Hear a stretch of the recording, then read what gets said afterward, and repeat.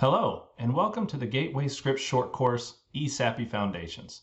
The purpose of this course is to provide a review of the Eclipse Scripting API in order to prepare you for more advanced scripting courses with Gateway Scripts. Advanced scripting courses could include courses like the Application Development with ESAPI or the Automation with Variant APIs course. The purpose of this course is to review the topics covered in the ESAPI Introduction course, as well as to bridge the learning gaps between the introduction course and the more advanced courses offered by Gateway Scripts. If you have not yet taken Variant's EC301 course or the ESAPI Introduction course, you may find the content of these videos to be too advanced, and you may consider taking the ESAPI Introduction course to provide you with a more thorough introduction to C# and Eclipse scripting, as well as more practice with scripting. The ESAPI Introduction course taught by Gateway Scripts is generally for users who are new to programming, new to ESAPI, or just having trouble scaling that learning curve with the Eclipse Scripting API.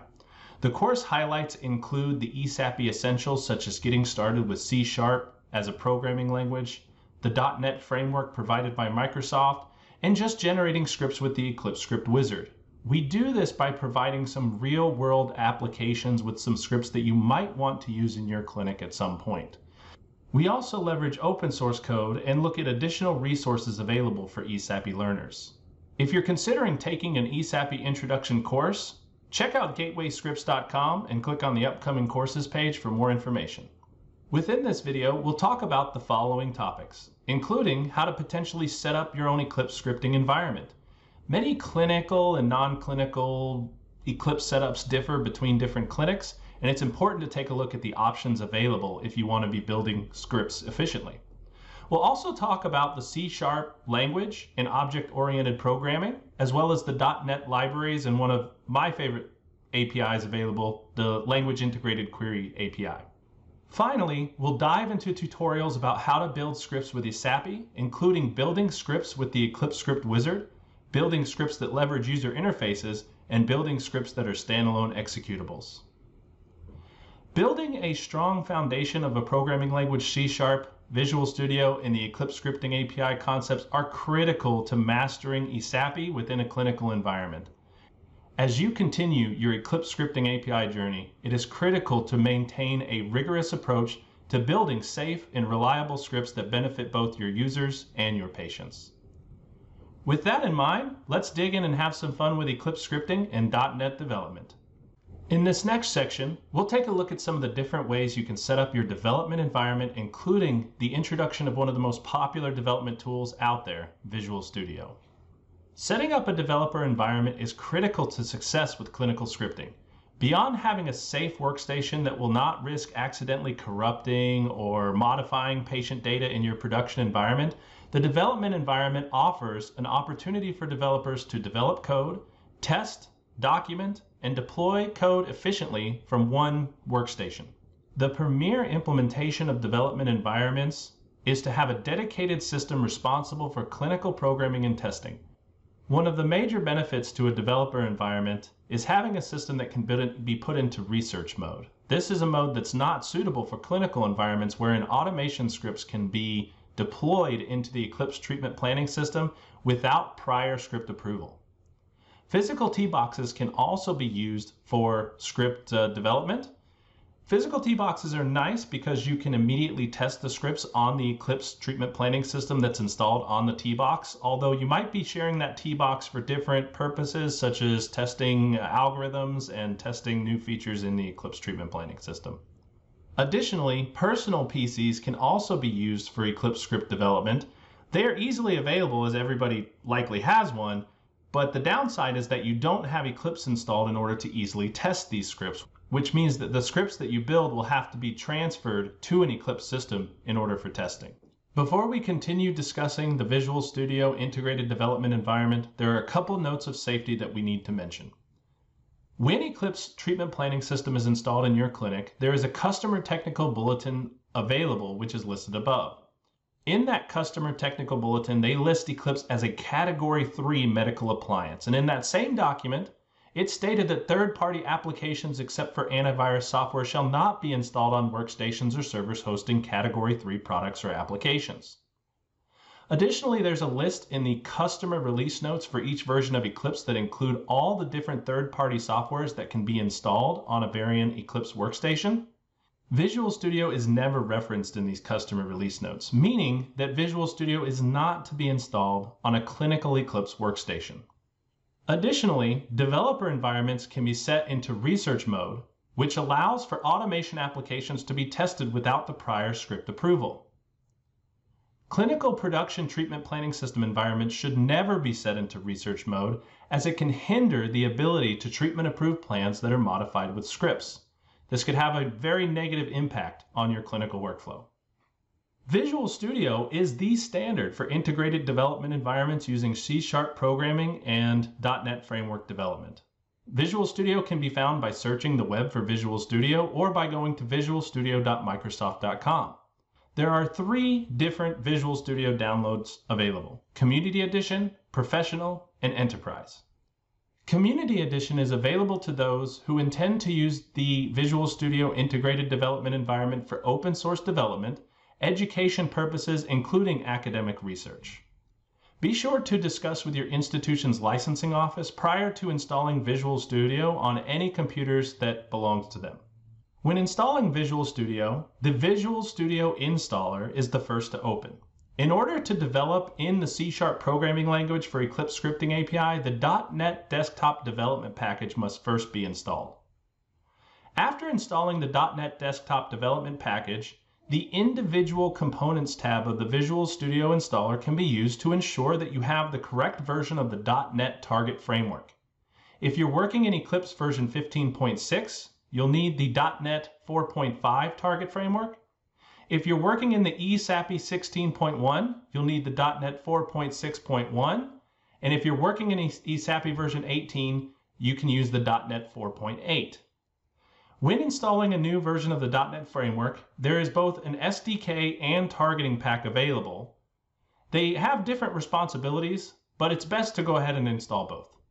Once you have Visual Studio installed, you can begin to use Visual Studio for the development of your C# applications. Using Visual Studio includes knowing the different components available in Visual Studio and where different tools exist. One feature of the Visual Studio IDE that you will be using a lot is the Solution Explorer. The Visual Studio Solution Explorer allows you to navigate through all the different files of your project, including references and properties within the project. The vast majority of the real estate in the Visual Studio IDE is the text editor. This text editor includes semantic highlighting that gives hints to what different types of objects are based on the color of those objects, and a just-in-time compiler, which will show red squiggles or green squiggles underneath text to show any errors in syntax that you may have written in your development. During your script development, it may become time to compile your code. Compiling the code is as simple as clicking on the Build menu at the top of Visual Studio and clicking on Build Solution. The Project drop-down menu can also bring you to the project properties of the application that's currently loaded in Visual Studio. These project properties include the .NET Target Framework, which is important to match the Target Framework version of the Eclipse Scripting API that you're programming against. Another important property to ESAPI development is the platform target. The Eclipse Scripting API libraries are built on an x64 platform target, requiring any script that you develop to also be built on an x64 platform target. Finally, source control within Visual Studio is very simple, as it's UI-based instead of console-based. Using the Git Changes tab in Visual Studio, you can navigate your source control management solutions, such as creating new repositories, committing code to those repositories, creating and merging branches, and pushing and pulling from remote repositories. Source control management in Visual Studio is a breeze. You can track different versions of your code as you commit and make changes to your code. If you have your code in a remote repository, it's very easy for collaboration with others, backup and recovery of your projects, and overall it makes your projects more professional in the development process. When working in source control, there are a few key terms that you may want to commit to memory. One is a repository. The repository is a centralized location where the code and the history of the code development are stored. These repositories can live locally on the hard drive of the computer that you're working on or in the cloud. Once you've made changes to your code and you want to create a snapshot of the changes that you've made at a given time, you can then commit those changes, which in turn allow you to track specific changes over time and allow you to revert back to older versions of the code. If your repository is linked to an online repository, such as in GitHub, you can push the code up into the online repository, or you can pull the code, which fetches the new code changes that could have been made on a different workstation or by somebody else, and brings them into your current project that you're working with. In order to maintain the integrity of your code when making bug fixes or adding new features, a branch can be created which creates a parallel version of your code. Once that branch has been tested and approved, you can merge that branch back into the version of the code that you intend to deploy to your clinic.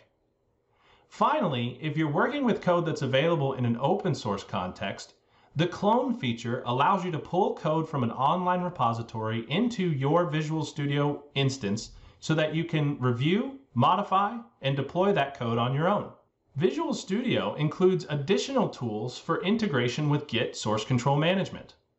It allows you to manage the source control from all the features we've discussed previously, but also includes tools for looking at different changes in the code between each commit and resolving conflicts when you're merging branches from online repositories or for different local branches. It's important to remember that a well understood development environment boosts your efficiency and reduces your potential to errors. It's important to know the tools that you're working with, such as Visual Studio, which again is a powerful IDE for .NET desktop development, including knowing where the Solution Explorer is, the output window, and the debug console. It's also important to understand the basic concepts of source control, which is essential for version tracking, collaboration, backing up your code. All of these features are integrated into Visual Studio to make them easy to use and assist developers in streamlined workflows. Before we get started with direct ESAPI development, let's take a look at the C# programming language and some of the features of the .NET framework. Welcome to our brief introduction of C# and the .NET framework. In these slides, we will first look at an overview of C# as a programming language. Next, we'll look at the role of the .NET framework in application development. We'll look at how framework class libraries and APIs provided by Microsoft can simplify your programming practices.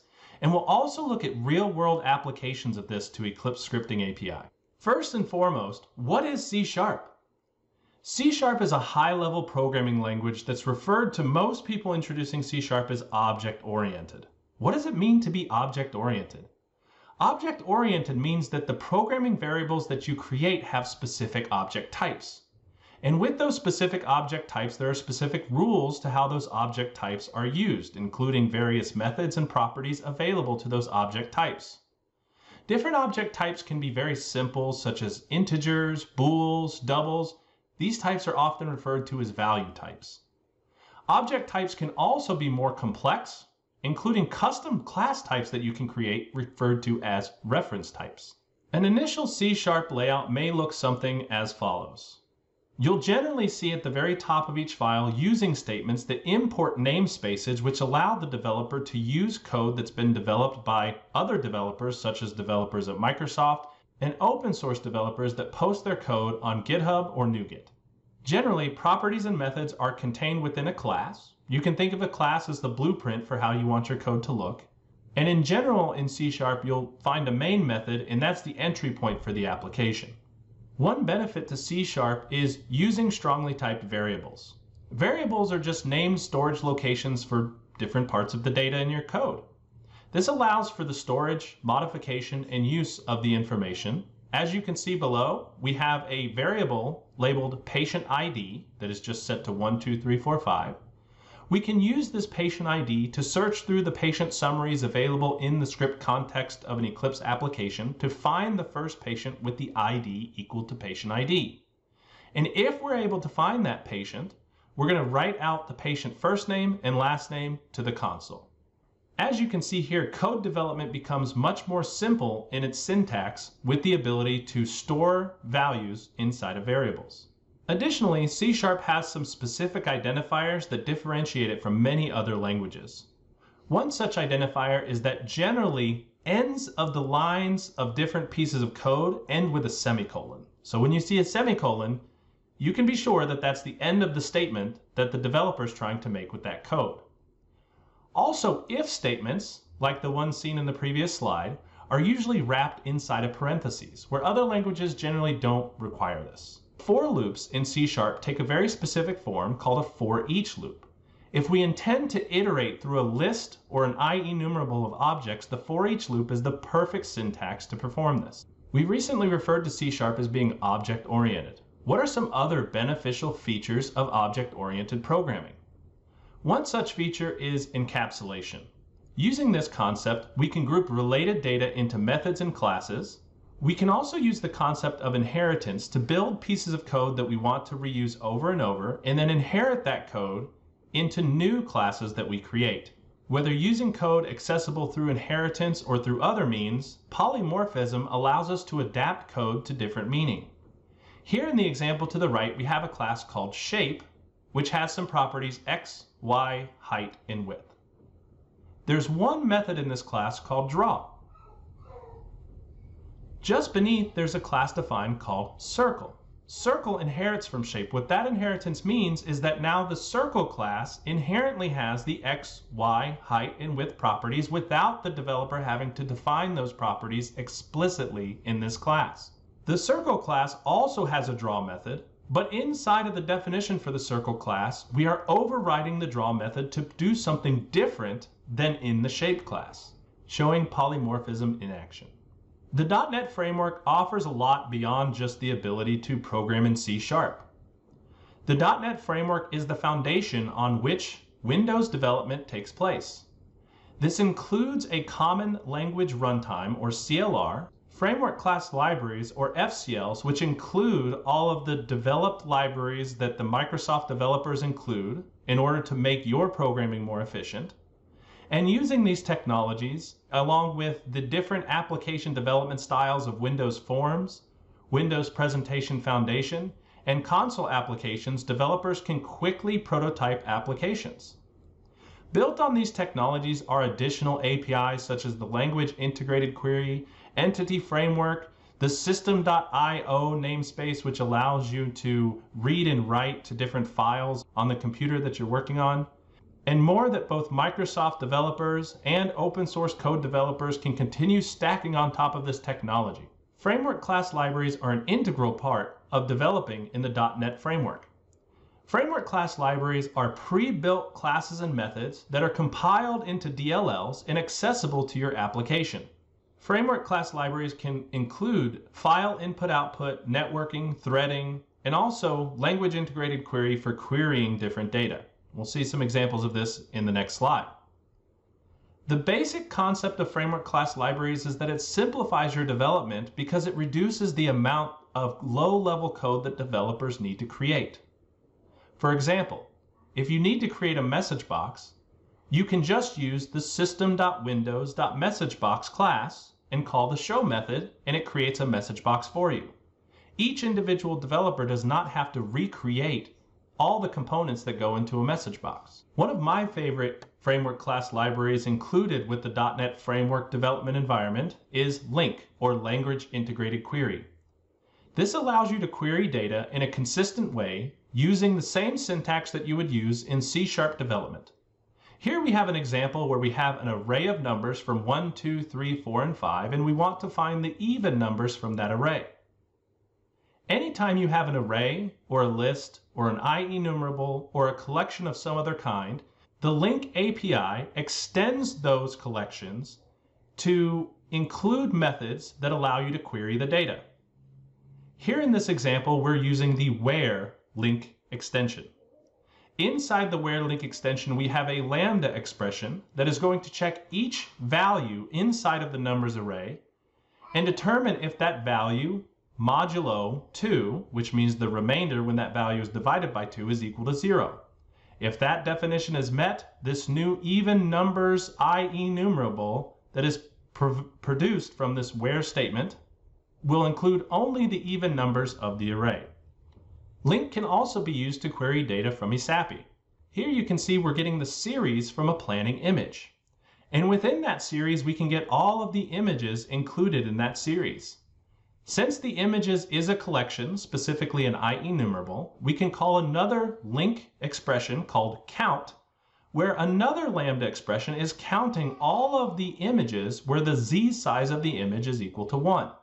For more information about how to use LINQ, and specifically how to use LINQ with ESAPI, check out the blog post Mastering LINQ for Efficient Data Manipulation in C# and Data Mining in ESAPI on the Gateway Scripts blog. In summary, C# provides the foundation for Eclipse scripting API development and automation. The .NET framework and framework class libraries are built to streamline development and to help developers not have to reinvent the wheel over and over in their applications. And understanding these tools is critical to building maintainable clinical applications. With that in mind, let's take a look at Eclipse scripting API development through a series of examples, including building plugin and standalone executable applications. At this point, let's begin by creating our first plugin script. The code for this script can be found on the Gateway Scripts GitHub page under ESAPI Foundations plugins. We're going to create our first script using the Eclipse Script Wizard. The Eclipse Script Wizard can be found on any Eclipse workstation, or it can be downloaded from the developer Varian website. In searching for the Eclipse Script Wizard, you'll find a single application that when you open it, shows different types of scripts that can be created with the wizard. In this first example, we'll create a script that allows us to review doses to different structures in a plan. So we'll call this script Dose Review. We're going to leave the type of script as a single file plugin. Remember, the single file plugin is the most simple type of script we can build, and we're going to leave the destination location as the default location. Once we click Create on the script wizard will ask if we want to open Visual Studio, and we'll open our latest install of Visual Studio. Once Visual Studio has opened, we can see from the Solution Explorer all of the files associated with the project. The single file plugin comes with just one script file. Double-click on that script file in order to open the text editor with the script. Now you can see the layout of the single file plugin. We can see the using directives at the top of the page. As we go down, we can see the rest of the script, including the namespace VMS-TPS and the class name script.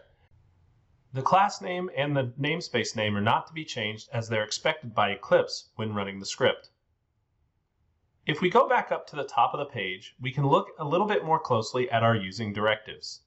Here we can see a number of using directives that are framework class libraries, or FCLs, from the Microsoft environment, and a couple of using directives for VMS TPS Common Model API and VMS TPS Common Model types. Let's take a quick look at how these framework class library references work with an example of a message box. Here I have a message box that will say Hello ESAPI when the script is run. This message box is available from the system.windows namespace. If I remove the system.windows namespace, you'll see the message box is now unavailable. And if I wanted to add the message box, I still could. I would just need to clarify the system.windows.message box, because system.windows is a namespace that's available in one of the framework class libraries that's referenced in the references section of the project. To make things easier though, instead of having to name the namespace every time, we can simply just use a using statement at the top and then remove reference to the namespace directly anytime we want to use the message box. So let's move forward with building our script. The first thing in the script is I'm going to check and make sure that the user has a plan open from the context. And if the user does not have a plan open from the context, I'm going to give them a message that says no plan loaded in context. Now, the script will continue, and if the plan is loaded in context, we're going to get the structure set from the current plan. So again, the script context is kind of that gateway into the Eclipse treatment planning system. Pretty much everything that's going to come from Eclipse scripting is going to come from that context when we're talking about plugin scripts. So here I'm getting the plan setup.structure set. I'm going to instantiate a message variable, which is going to be a simple string. And as I loop through all of the structures in the given structure set, I'm going to write into the message information about each of the structures. So here's the for each loop, and I'm going to append to this message by using a plus equals. And as I append to this message, I'm going to create my string here using a string.format method. In the string.format method, anything in the string is going to be shown in the message box that we're going to create in a moment. But anytime you have those squiggle braces, you can put a numerical indexer inside of it. So here's that numerical index 0. And then I'm going to put comma and then what goes inside of the numerical index, which would be the structure ID. Finally, I'm going to show the message through the message box. Anytime you want to run a single file plugin, all you have to do is save. And as you save, you'll notice the green lines on the left and right. That's going to show you that you've saved those changes to this file. Now that we have our single file plugin script saved, we're going to open up the Eclipse treatment planning system by using the user home. Once the user home is launched, we'll navigate to the Eclipse workspace through the Quick Links menu at the top of the page. So from Quick Links, we'll go down to Treatment Planning, and then from Treatment Planning, we'll go down to External Beam Planning. In this example, I'll find a simple patient to run this script on. So we'll go up to the very top of the page where the assistant bar is, look for a recently opened patient, and open a course that has an already calculated plan on this patient. Once we're ready to run the script, we can do so by using the Tools menu at the top of the page in the Eclipse treatment planning system. From the Tools menu, you'll see an item called Scripts, and in there you can launch scripts from various locations. Here I have the folder radio button selected, and I'm using the Eclipse Scripting API folder plugins, and I see my script in there, which is the default location where the script wizard put it. Here you can see the message box that's being shown. I can see the word structure along with each structure ID for each structure in my structure set.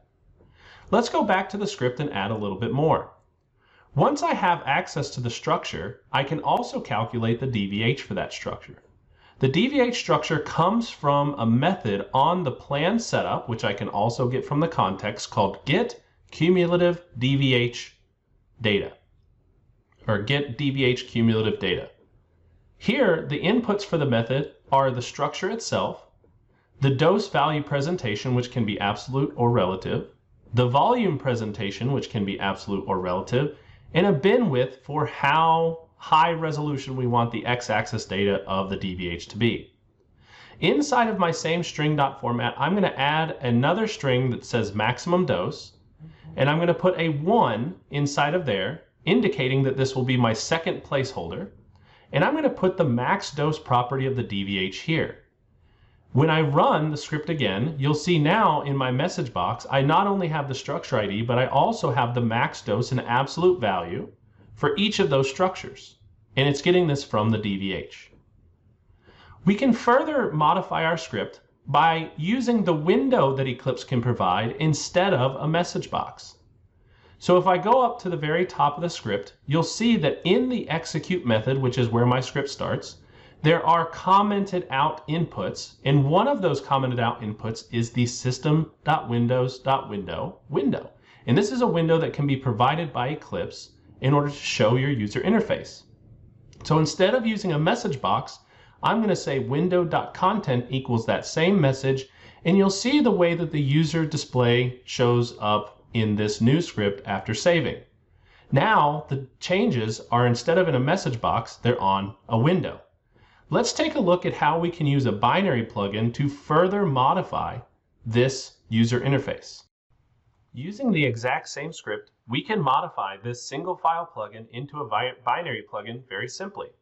All we have to do is build the solution. Once the solution is built, a DLL or dynamic linked library file is created. Here in the output window, you can see where the DLL is created inside of the bin folder and inside of another folder called debug. If I go to Tools and Scripts and I navigate to that debug folder, so I'm going to go back to the Eclipse Scripting API folder, into Projects, Dose Review, Bin, Debug, you'll notice that my DLL file is not there. That's because of a filter inside of this script window.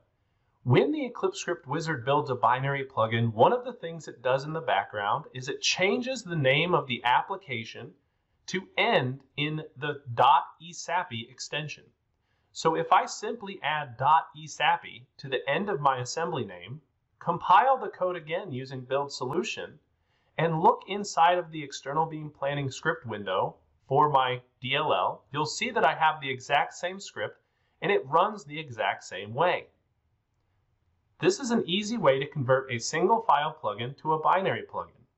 One difference that the EclipseScript wizard has as well is that binary plugins are not compiled to the debug folder inside the bin folder, but rather they're compiled to the plugins folder. That's in the output path of the build menu. The output path of the build menu looks something like this, where it goes back a couple folders and then into the plugins folder. But for our purposes, where we're building this project to, the debug folder is completely fine. So now let's start modifying this, because a binary plugin allows us to use multiple files to build our project. So instead of putting simple text into a message, let's instead create a user interface. The user interface can be created in the project by right mouse clicking the project, going to the Add menu, and choosing User Control. This user control that I'm going to add here, I'm going to call this my structure view. So here we're adding the structure view. Once the user control is added to the screen, you'll see a preview of the structure view at the very top, and then you'll see code in the middle of the screen called XAML, or Extensible Application Markup Language.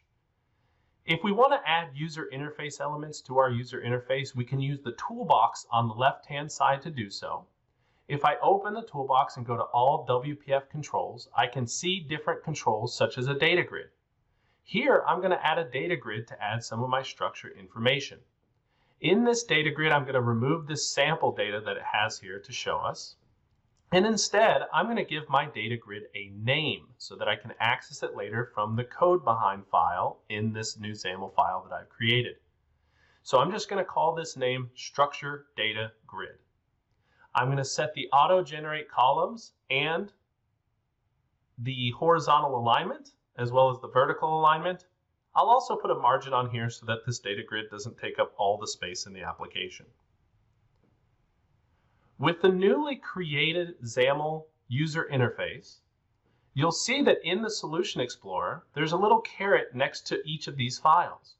If I open the structureview.xaml file, you'll notice that there's a structureview.xaml.cs file. This is known as the code behind file, and it's the default context for this XAML file.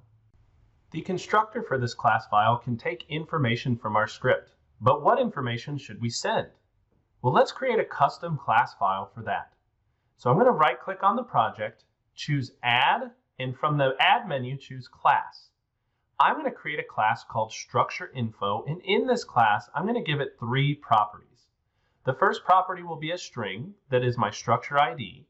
The second property will be a double, where I'm going to put in the volume of the structure, and the third property will be another double, where I put in the max dose. Now, instead of appending to my message in the script, I'm going to instead create a list of this structure info object, and inside of the list of that structure info object, I'm going to set these properties and pass that list into my new class. To make sure the class can be found by all additional classes, let's go ahead and make the availability public. Now, instead of using the message, again, I'm going to create that list of structure info. And I'm going to let Visual Studio help me create some code here. Now in this structure infos object, instead of appending to this message, I'm going to create a new structure infos object, and I'm going to add it to my structure infos list. So to add to a list, we just call up the list, which in this case is called structure infos, and we use the add method on that list. Inside the add method, I can instantiate a new structure info object. And inside the curly braces, I can set the properties of each of the properties to the structure properties that match. So I'll set the ID to structure.id. I'll set the max dose to dvh.maxdose. And I'll set the volume to structure.volume or dvh.volume. Both will return the same thing.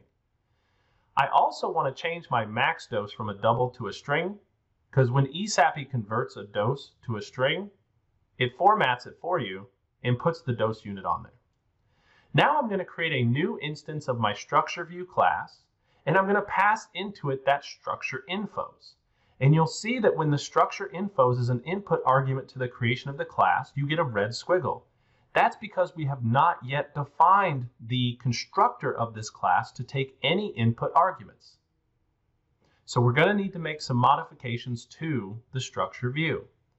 Let's go back to the structureview.xaml.cs, and inside of the structure view constructor, let's define the constructor to have a requirement to take the structure info list.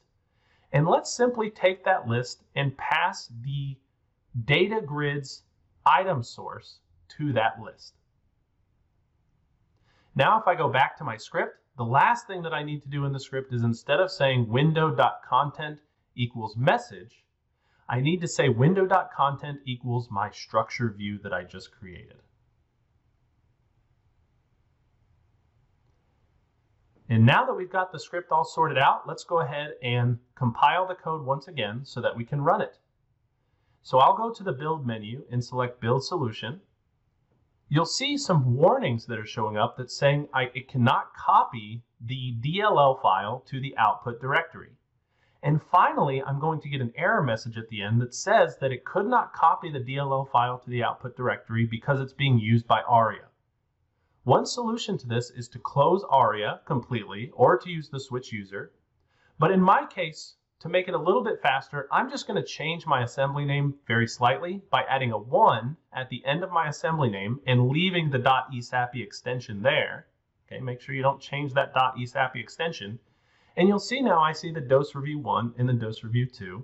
And the application now has a data grid which has all the structures, the volumes, and the max dose for each structure. Let's take this a step further and add some new components to make this script a little more useful for our user base.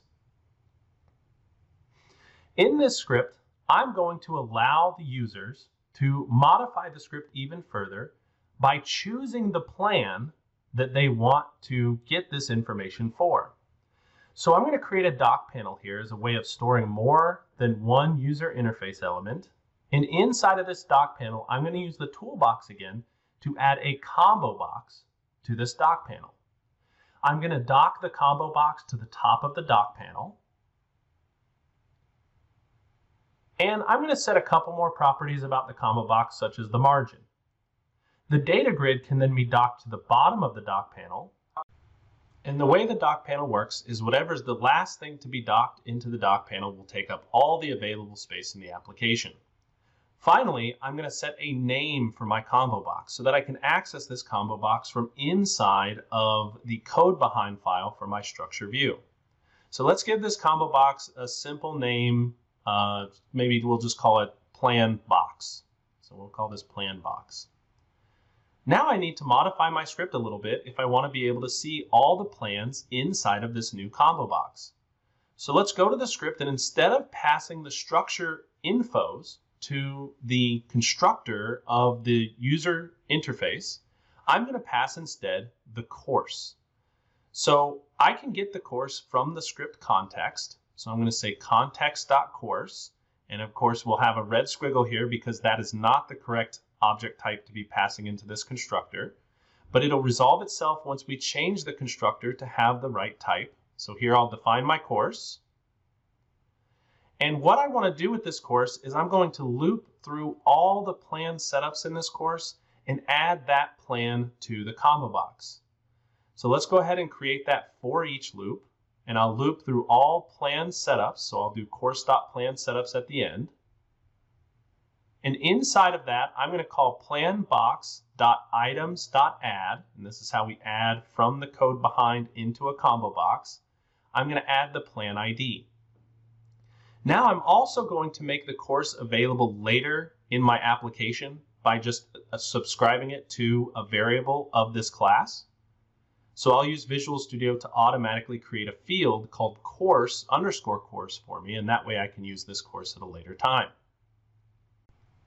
Now that I have all the plans in the combo box, I can use an event to determine when the user has changed the value of the combo box. Creating events on objects like combo boxes are very simple. All you have to do is double click on the object itself and it'll create the default event, which in a combo box is called selection changed. Then an event handler is automatically created in the code behind, which is triggered when the event is triggered by the user. In this event handler, the first thing I want to do is get the current plan based on the plan ID. So I'm going to use a little bit of LINQ to do that. So I have access to my course, and plan setups is a collection. So then I can use the first or default LINQ expression. And in the lambda expression, I can say I want to grab the plan where the plan ID is equal to the selected item in plan box. And if I have that plan, then I can access the structure set and loop through the structures and calculate the DVH. So I'm going to do this the same way I was in the script. I'm actually just going to cut that code right out of the script and now put it into my event. So I'll paste that code right inside of the method for that event. And the last thing I need to do is I need to access that structure set by just getting the structure set of the plan. If my user chooses a plan that uses a different structure set, it could be different. And here, instead of getting the plan from the context, I'm going to use the current plan from the course. Finally, at the end, I can set the item source of my structure data grid to the new structure infos. So I'll cut that, I'll put it at the bottom beneath this for each loop. And now each time my user changes the combo box selection item, I should see new max doses for each of the structures. So let's go ahead and compile the code again by changing the assembly name slightly. I'm going to call it dosereview2.esapi. I'm going to compile the code. From the compiled code, we'll go into Eclipse. I'll go to Tools and then Scripts, and I'll open the dosereview2, and you can see a list of all the plans. And if I open up the initial calc plan, you can see the doses for that plan. If I open up the boost calc plan, you can see the doses for the boost calc plan. And so now with any calculated plan that I have, I can very quickly see the max dose for every structure in that plan by just selecting the new plan. In the next example, we'll look at how standalone executables can help us with data mining. In this next example, we'll take a look at a standalone executable. The code for this is also available on the Gateway Scripts GitHub page under ESAPI Foundation Standalone. In order to start with a standalone executable, we'll use the Eclipse script wizard. So we're going to open the Eclipse script wizard, and this time we're going to choose the standalone executable script application type. We're going to mine through some patient data, which is one of the major benefits of a standalone executable. It's accessing multiple patients. So I'm going to call this script Data Miner. I'll create the script in the same location as the script that we just worked on in the past example. When Visual Studio opens in this script, you'll see the Solution Explorer is also available, and just like the single file plugin script, there's only a single file in here, but you'll see that the syntax of that single file is quite a bit different. Instead of having a namespace of VMS TPS and a class of script, you see that the namespace now says Data Miner, and the class says Program, which is more similar to what you would see in a normal C# application. There's also a main method where the application starts, and inside of that main method, you'll find a try-catch block, and inside of the try-catch block, you'll see the execute method that has this app that's created from this create application method. This create application method tells you that standalone executables must use a single threaded department, meaning that Eclipse can only be communicated with a single thread in the application. That's why that STA thread line in line 21 is there. After we find the execute method, we can add our custom code to this execute method and begin our script process. In this script, I'm going to add some code to access patients from the patient summaries property of the application. I'll create my first loop, so I'll do a for each loop, and I'll loop through all the patient summaries in the patient summaries property of the app. Now this could be a lot of patients depending on the database you're working with, so I'm just going to take the first 20 that the API can find. I'll very simply write some information to the console, and CW tab is a hotkey to create this console.write line. And I'm going to write the patient ID, and I'm using string interpolation now to just simply put the C# code right inside of these squiggle braces. I'll put the patient first name, and I'll change the property here from ID to first name. And then finally, I'll change the last property to last name, and I'll change the string to say patient last name. Finally, we can run this by just clicking on Start at the very top of the page. This is another benefit to having a development environment or a T-box, is that you can test standalone executables right inside of Visual Studio. Once the debug console window opens, you can see the output, which is the ID, first name, and last name of 20 patients that were found by the API.